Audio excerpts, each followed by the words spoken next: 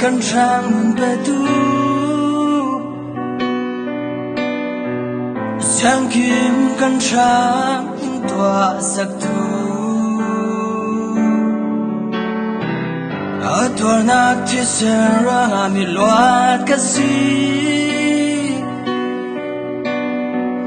nang le kay sang laksong asi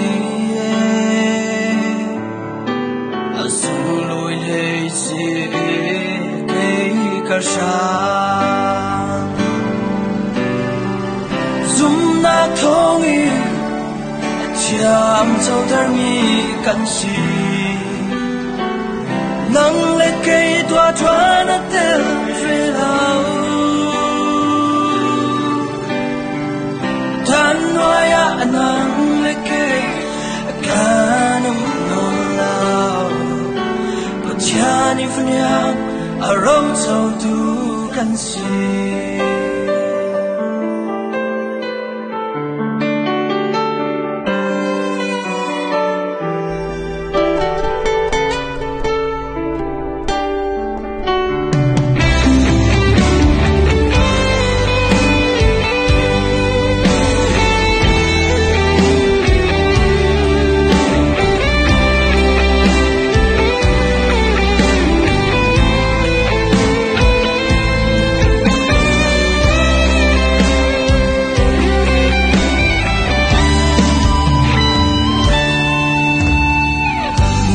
kay ama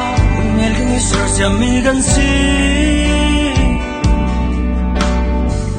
chuanga jang thil kan to amin sung loi nak sang to din kan si